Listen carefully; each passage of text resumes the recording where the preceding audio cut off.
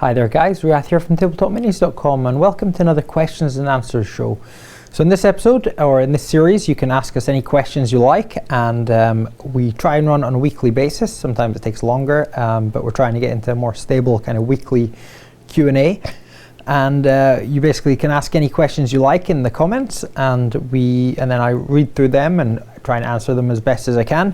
And it can be quite a general discussion. It can be questions about anything, and then usually at the end I talk a little bit about how we're doing as a channel and what we're up to, and just give you a kind of update there. So we'll go through the questions from the last episode, and let's see if we can answer them for you. So we'll start here with Stephen Thomas. He's saying, nice vid, thanks for the answers. Will you be doing any more Blood Bowl games for your league now that your brother is back in Scotland? I know you have a lot to get through, but I personally loved that Blood Bowl bat rep. It also lifted my spirits after the trouncing I've been receiving recently in the UK Blood Bowl League. It's a digital Blood Bowl league, ukbbl.co.uk. So yeah, we're definitely going to be doing more Blood Bowl. As you probably know, Blood Bowl's coming out. It's going to be re-released again in 2017. That's been confirmed by Games Workshop. It's in some of their flyers that they've been going around toy stores and conventions and stuff like that with this flyer showing off the new models and saying that's coming in 2017. The models look absolutely amazing, and Blood Bowl is one of them games that, I love Blood Bowl. It was one of, I think our first battle report on the channel was a Blood Bowl battle report. But since then, unfortunately, we haven't done any more. But it's really because of, we just kind of got, it was when the channel just started, we started doing other games. And Blood Bowl is a little tricky to film because you're on a board. There's some different factors there that make it a little more difficult than a normal battle report to film. But it's definitely, there's no problem doing it. And when Blood Bowl 2, the video game came out quite a few months ago, we did a kind of a little bit of coverage on our channel about it, and we were playing that a lot. I do love Blood Bowl, and we're definitely going to be doing more. In fact, this week I've actually been painting some more Blood Bowl teams, some orcs and goblins, and Ripper Bolgrot, and some other characters. So definitely going to kick off a league. We'll probably restart the league because we did that one episode, but then my brother went to Scotland, so I might get my wife and my son, or we'll get some other people in the league, so it can be get a bit of variety of teams. We've certainly got a lot of teams. We've got wood elves, high elves, humans, orcs and goblins, chaos dwarfs, and I think, what else do we have? I think we've got a couple more. So we've got plenty of selection. And yeah, we'll definitely be doing more Blood Bowl, that's for sure. And with, like I said before, with it coming out in 2017 and the build up to that, it'll be good to have a lot of Blood Bowl battle reports or games and tactics videos and showcases of armies and teams and team overviews and that type of thing. So we'll definitely be doing that, yep. Next we have Russell Jones saying, keep up the good work as always, really enjoy your videos, thank you. A couple of questions. What do you make of the rules for the Auric Runeson continuing the silly rules style with bonuses for insulting opponents' units? Well, I've touched on that in a previous Q&A about what I thought about them kind of silly rules on the War Scrolls. I'm not a fan of them myself at all. I think it kind of takes away, some people can look at it and be, yeah, it's a bit of fun, a bit of jesting, messing around, but it kind of makes it, I don't really like silly in the game, which I think that type of thing is. So I'm not a fan of it. I don't think the majority of people are, and I really hope Games Workshop stop it, to be honest. And next he says, do you play many games off camera these days? Do you do any trials of games before filming them? We've done a few games off camera. I would say most of our games are on camera because I don't know if you kind of to make the amount of battle reports and other videos that we do, it takes a lot of time. And when we're not doing that, we're painting, and when we're not painting, I've got a wife and 3 kids and lots of other things to do. So it's like managing the time there is a little tricky. So we don't do that much off camera. We've played we do play occasional games like Horus Heresy. We played a sort of test game with unpainted models.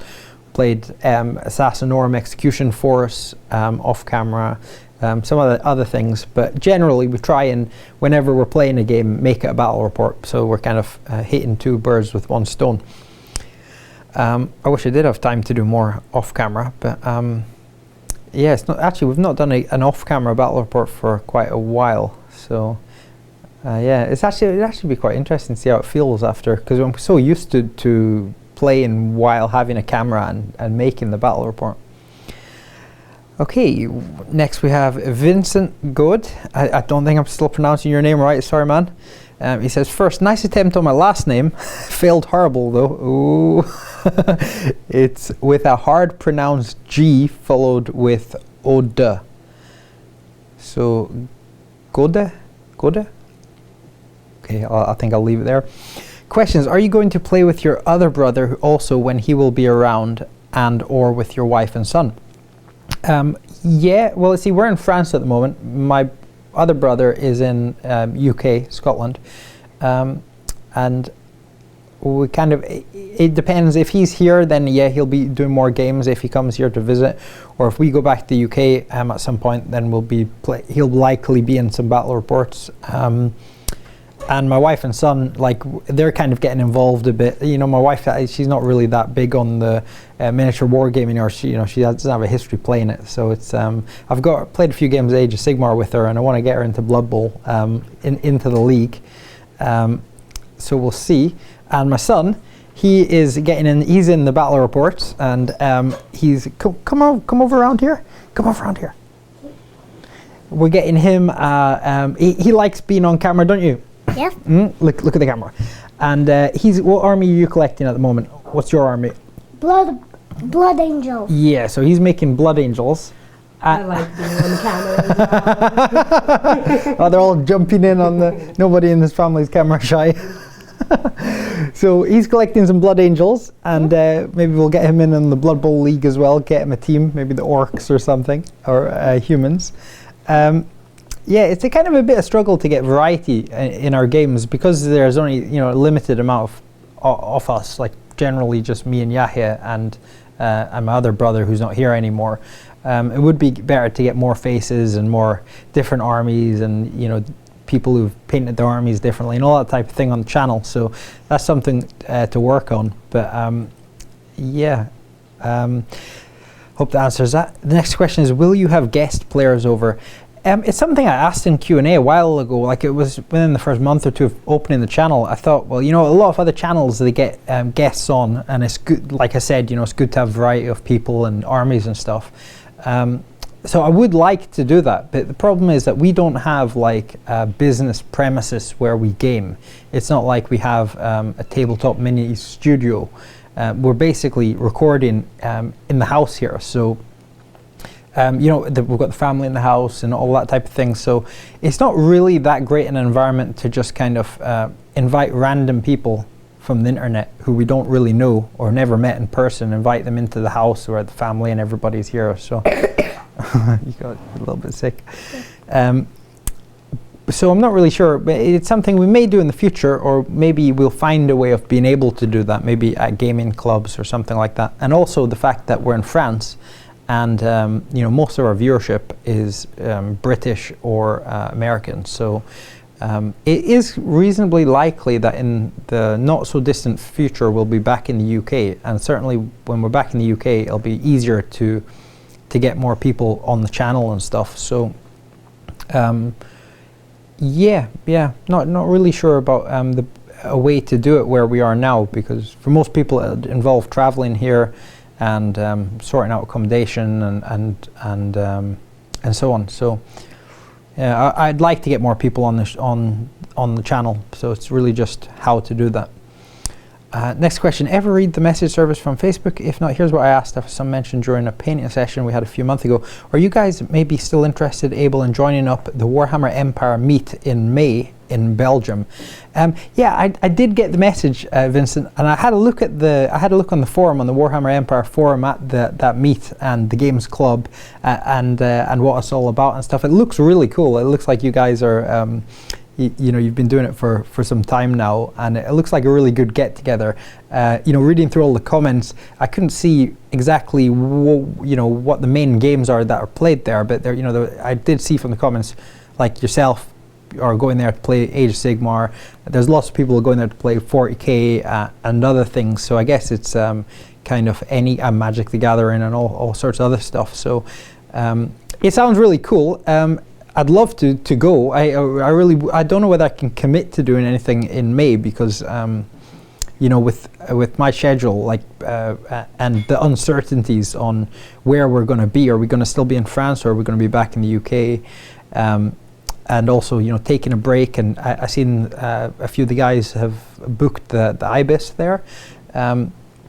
Whether I could take a couple of days away from like the family and all that type of thing. So logistically, I'm not sure whether I can. I guess I have a little think about it, and near the time it'd be more, I'd be able to kind of give a more definite answer. But that would be really cool, and thanks very much for the invite. I'm sure that's going to be a lot of fun. Next, he's saying, where did our patron names go in the credits? There is now only a general thank you message. Yeah, we changed around the way we're editing videos a little bit. Like you can see at the end of our videos now, we have a kind of like, thanks for watching. The videos brought to you by our patrons, and putting some boxes for videos, like previous videos, so that if you want to, or if you're new to the channel, you can kind of see the videos there at the end. I can add in the credits after that, when I credit music we put in the videos, I can add that list of our patrons there as well. That's no problem. Okay, Redbeard Boss, he says, use the Blood Angels in a battle report and let the little boy roll the wound rolls so they can't lose. You hear that? Yeah. It's because you're such a good roller. Yeah. They want you to play with the Blood Angels and do some serious damage. Yeah. Still got a bit of painting with the Blood Angels though, don't we? Yeah. Yep. Okay, next we have Kevin Lorenz. He says, thanks for the video, as always very enjoyable. Thank you. You've mentioned you have so many models to paint, and I'm aware of the fact that making these videos takes time and resources, but still I'd love to see you record your paint jobs with a few comments here and there. You would have seen we've kind of started doing some painting videos. It's only our first ones, so they may not be the best kind of way of making a painting video, but we're definitely going to get better at that. It's always like this, like when we started doing battle reports as well, there's like a learning curve that it takes a little bit of time before you start doing it right, and so hopefully our painting videos are going to get better. Questions for your next Q&A. Are there ways as we as a community can help you make this channel more successful besides Patreon and social media, aka sharing and liking? That's a really good question, actually, and it's one that probably deserves more than just a knee-jerk answer, because the kind of the biggest way normally to help us is support us on Patreon, or subscribe to us, like us, share with your friends and all that type of thing. It's kind of the best way to do it, because by sharing and liking and watching and subscribing, obviously our audience is growing, and by Patreon you're actually enabling us to do it. So they are the best ways. So Patreon and social media is kind of the best way, but I'm sure there's other ways, and this is kind of maybe an area where you guys can give us some suggestions and some input, either in the comments, or if you've got some sort of detailed sort of suggestion, if you send me an email to riath@tabletopminis.com, then I'll read through that and I'll try and get back to anybody who comes up with suggestions. But I mean, off the top of my head, ways in which you can help, if it's not through Patreon and social media, I mean, possibly, the website needs some work, and that's an area where we can maybe get some help in kind of improving the website.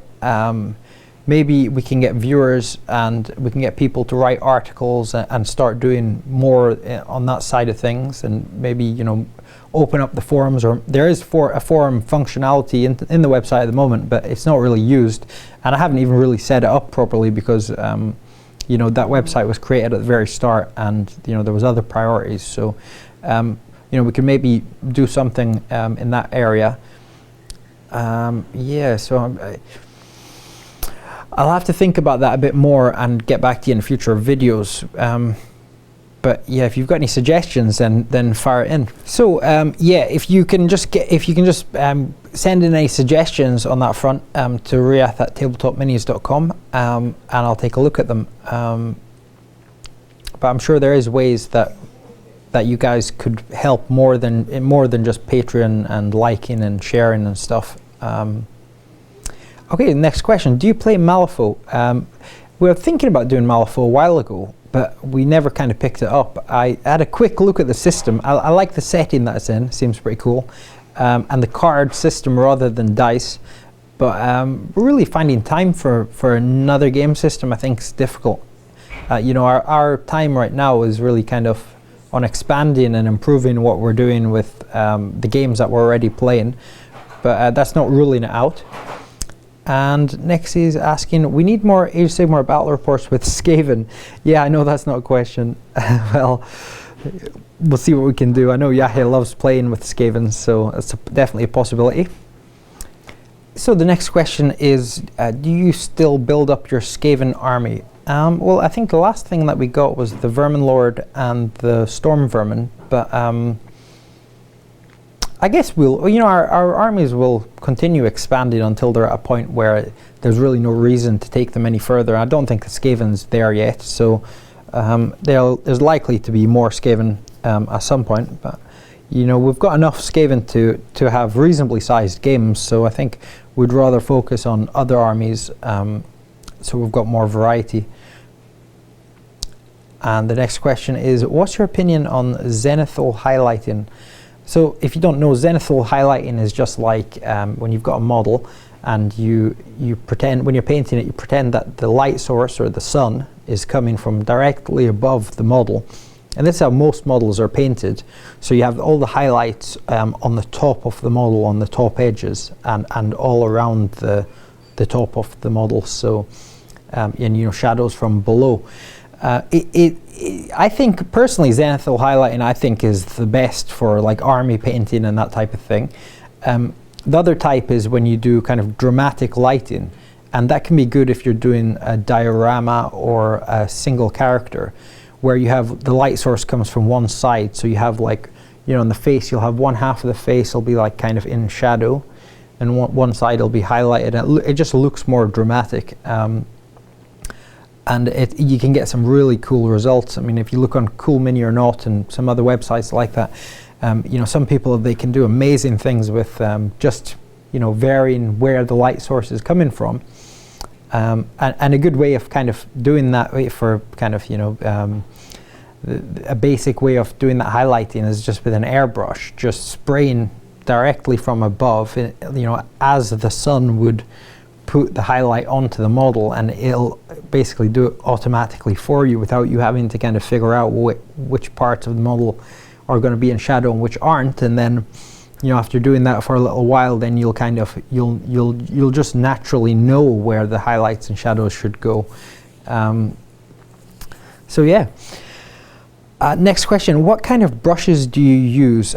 Brand in brackets. So, well, most of our time in the hobby we've been using Citadel brushes, to be honest, up until about a year ago when we came back, and we've been using, well, our favorite at the moment, my favorite is the Winsor & Newton Series 7, and you know, there's a lot of people that say a lot of good things about these, and it's not hype. Like, these really are, in my opinion, the best brushes for painting. There is other brushes. I would say the next best one is the Raphael 8404. So here I've got a set of 4 brushes, or 4 brushes from, you can buy a set for about £35. I think that's about $50. And that's the size 0, size 1, 2 and 3. And what's great about the Winsor & Newton over the other ones is that they keep their point a lot better. So you can kind of give them a bit more of abuse than your average brush, and they'll still keep the good point. So, you know, for painting, really the most important thing on the brush is that it retains the point. So without a point, painting is very difficult. So that's really the thing that makes the Winsor & Newtons, in my mind, head and shoulders above all the others. Now the Raphaels, they also have a great point. They tend to be more full-bodied, so they can take a little more liquid than the Winsor & Newtons, so they can hold more paint. The reservoir on them is a bit higher. But I find that these lose their point quite quickly. And I guess it depends on your brush care. You know, if you're very careful, if maybe the way that I use and clean brushes just isn't that great and that's why the Winsors come out better. But I think overall, you know, I wash my brush properly. I never let paint dry on the brush where possible. I avoid paint going up into the ferrule, the metal ferrule. That's usually what causes the brush to split, or you know, the point to kind of open up. And I use brush cleaner whenever, well, you know, it's not regularly. It's whenever I feel like the brush has had a little bit of abuse, and it might need some of the kind of paint that's gone up near the ferrule to kind of clean it out. So I think I take care of my brushes well, but my experience is that the Winsor & Newtons are just far better than anything else. But Raphael 8404 is good as well, and I've heard Da Vinci's are good. But I would seriously recommend you buy some Winsor & Newton Series 7s. If you're going to buy one, buy a size 1, because a size 1 can do anything from, you know, painting shoulder pads to painting eyes and pupils on eyes. The larger ones I find are good for doing large surfaces, and the 0 is also good for fine detail or freehand. But yeah, the number 1's the most useful, and I can't recommend these brushes enough. They're definitely really good. I seen on Fate 212 the other week they were talking about Amazon had discounted this set of 4. They discounted it to something ridiculous, like $17 or something like, it's as if they made a mistake, but the shipping time was like 2 months on it. So in the comments they were saying things like, you know, maybe it's Chinese knockoffs or whatever, and in my experience you kind of get what you pay for. I mean, maybe some of you guys have already ordered it, and maybe it is the real deal, and if it is a real deal, then you certainly got an amazing deal there. But I would kind of question the quality maybe a little bit. So that's it for the brushes. Next question, Mr. Luther, will you be expanding the Horus Heresy armies into other legions? World Eaters versus Salamanders can become quite dull after a while. Well, we'd love to, but you know, there's many legions, and it's not like 40k where, you know, in 30k you have different legions, in 40k you have different armies. So you've got 40k, like the difference between a Space Marine and a Tyranid, or a Space Marine and an Orc, is quite big. So, you know, having lots of different 40k armies, it's actually showing you a lot of variety. I'm just trying, this is a build up to try and let you understand my thinking here. But within 30k you've got Space Marines against other Space Marines. Now they do have differences. You do get Legion specific units and rights of war which make their rules slightly different, but generally, you know, a tactical squad is a tactical squad, a Spartan is a Spartan, and you're paying Forge World prices for this type of thing. So, you know, even for us to get the first 2 armies, the Salamanders and the World Eaters, it was quite expensive. And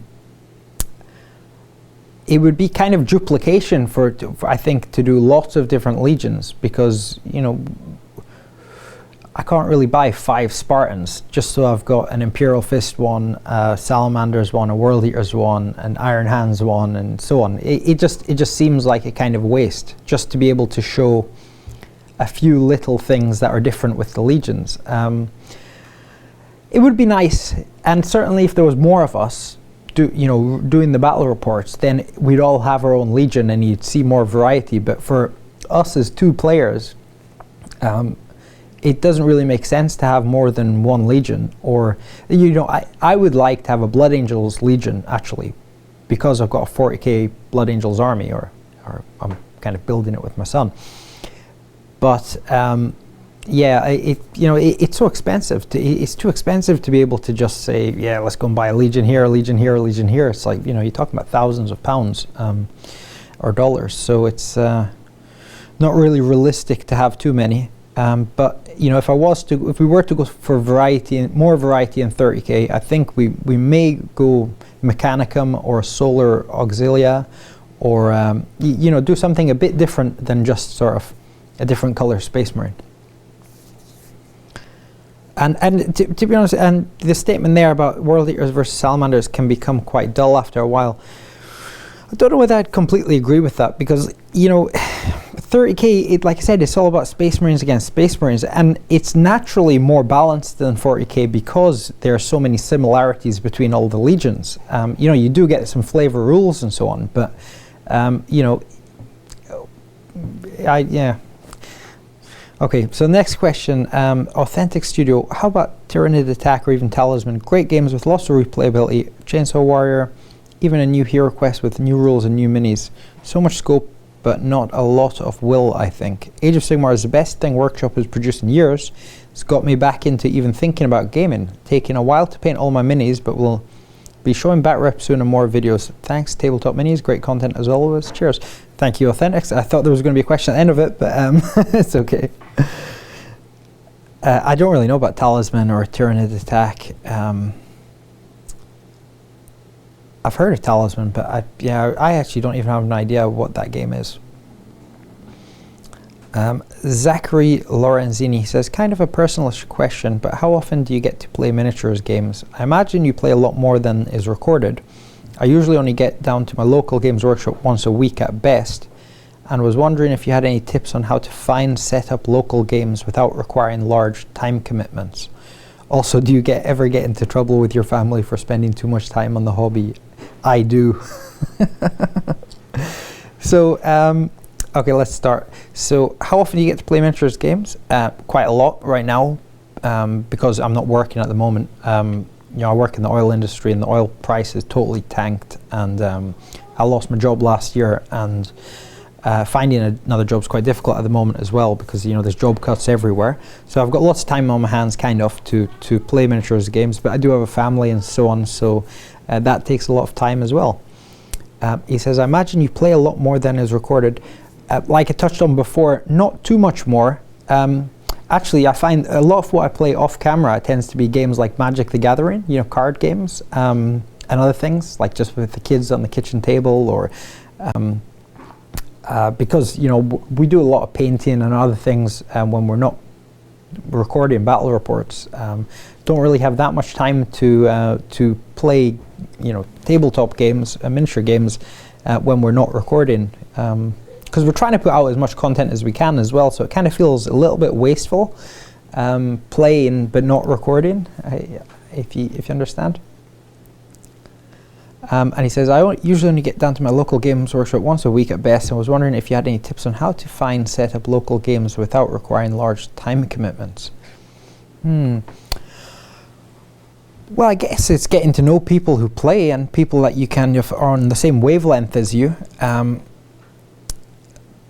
I personally prefer playing at my own house or a friend's house rather than at a Games Workshop. Like, I like to have a kind of a more personal environment rather than having kind of shop opening hours, and you can kind of be a bit more laid back.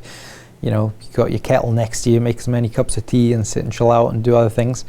Finding people, I guess popping in, if you don't have any friends that play, I guess either getting some friends or family into the hobby might be a good place to start. But if you're a competitive player, then you'll be looking to find other people for sure. I guess just attending clubs and stuff like that, and there must be other ways, but I'm not really sure, to be honest, because we tend to just play each other, and haven't really been playing many other people. I did last time I played in Games Workshop was about maybe 9 months ago or something. the Games Workshop in Aberdeen. Went up there with my brother just to play there, and I felt a bit kind of, you know, there's so many people and like everything's kind of, you've got to finish by a certain time and all that. I much prefer the comfort of my own home for playing. And also, do you ever get into trouble with your family for spending too much time on the hobby? Yeah, definitely. I think a lot of you guys would probably, you know exactly how it is. You know, you're trying to like balance your time. You know, spend time with your kids, spend time with your wife. But at the same time, you want to get stuff done, and like it's definitely a balancing act that sometimes we go a bit too far, or I go a bit too far and spend too much time painting and doing other things when I should maybe be doing other things. But you know, as long as you kind of balance it out, I guess. Yeah, it's tricky. It is tricky, especially when you work as well. When you work and then your free time is so limited. I mean, you know, up until, you know, I lost my job not that long ago. Balancing that time at home, you know, you've got so little free time anyway, to split that between the hobby and family and stuff like that. It is definitely a balancing act. So you know, I guess it totally depends on your situation and you know how much responsibilities you have, how much time you can put into it. But as well, on the flip side is like, you know, if the less time you spend on the hobby, the more you appreciate that time that you do have. So, but yeah, I do get in trouble for it. Okay, E-tron, he's saying, hi guys, great you have started with the Heresy reports. I really enjoy them and can't wait now you're adding more to your armies. Before Betrayal at Calth came out, there was not as much. So with that said, is there more legions you like or may look to getting into at some point in the future? For you all traitor and loyalist, as I heard you say, you've done some Blood Angel, but you did not say if they're 30k or 40k. So the Blood Angels we have are 40k ones. A few bits, like leftover bits from the Horus Heresy box sets we have, Betrayal at Calth, I'm going to use for the Blood Angels, like our third Dreadnought and some other bits and bobs. I know the new book's coming out for Horus Heresy soon, so I think that's going to include Blood Angels. And for sure, if you know, my favorite chapter is really Blood Angels. It was the army that I used to play when I was younger, from the Space Marines, and I definitely have a connection with them. So if Forge World come out with Sanguinius, I'm definitely getting that model straight away, and you know, that would be the kickstart for me to really get serious about my 30k Blood Angels. So it's kind of, up until that point, I'm just kind of dilly-dallying a little bit with you know, making that legion. And that kind of brings us to an end of the questions and answers. So thank you for all the questions. If you want to ask a question for the next week's show, then just put it in the comments below. And now let's talk a little bit, I guess, about the channel and what's been going on with us. So I guess the main change is really we've changed our Patreon so that instead of you know, pulling on every battle report, it pulls on every video now. So if you are a patron, then make sure you have a maximum cap set. So you know, if we do 20 or 30 videos in a month, make sure that not too much comes out. So there was a few people who didn't have a max set and they had quite a large pledge, and I emailed them just to make sure that they don't get hit with a massive end of the month pull. So yeah, if you don't have a cap set, please set one, so that you know we don't have any sort of, there's no issues with you know, if we put out lots of videos, it taking too much from you. And we've started this week, and we're hoping to continue like this, is basically putting out a lot more content that's not battle reports. So we're trying to get into a regular schedule here now. We sat down and we kind of made a plan a few days ago, and we're trying to achieve this, but it's definitely not set in stone, and it is definitely subject to change. I'm not sure how realistic the schedule is. We're trying it and seeing how it works out. But we're basically going for a Monday Age of Sigmar, a Tuesday painting video, a Wednesday tactics video, Thursday we're covering Horus Heresy, Friday we've got questions and answers, Saturday doing a battle report like maybe Blood Bowl, maybe Necromunda, maybe 40k, maybe 9th edition, maybe like or the 9th age, or just for kind of other type of battle reports. And then we're thinking about on Sundays doing a bonus battle report for our patrons. So to thank you guys who are patrons and to encourage more people to sign up as patrons, we thought maybe we'll do one battle report a week on a Sunday. That'll be like a Sunday special battle report type thing. And then we're also thinking about doing a weekly roundup. So rather than me occasionally talk about news and rumors as part of a Q&A, that doesn't happen every week. Maybe every week on the Sunday, doing a video where we talk about all the news for the week and what's come in and what the rumor mill is saying, and also maybe talking about what we've painted over the week, show you guys what we've painted, and just having a bit of a chit chat. And so that is kind of the framework for our schedule. And then on top of that, we'd like to, then with that as a kind of basic framework, do more videos on like tactics, painting, army overviews, and try and fit it in on top of that kind of framework. So it's kind of still developing, but we'll see how it goes. The other thing is I don't want to overload the channel with too many videos, so I don't really know. What do you guys think about the level of content? We started this week with Battle Report on Monday, 2 vids on Tuesday, 2 vids on Wednesday, and we're doing okay sticking to the schedule that we kind of made up. But do you think that adding lots of little videos on tactics and overviews and painting and stuff, do you think that's quite popular? Like, is that what you guys want to see, or do you think kind of keeping it to less videos and keeping it to more of a kind of battle report channel, do you think that would be better for us as a channel? So interesting to get some feedback on that. And I guess that's pretty much it for this week. Lots of exciting stuff to come. We're working on a narrative campaign. We have got loads going on with the painting, and got some Blood Bowl coming to the channel imminently, so that's going to be a lot of fun. So that's it, guys. So thanks for watching, and please ask your questions for next week's show in the comments below, and until next time, we'll see you later.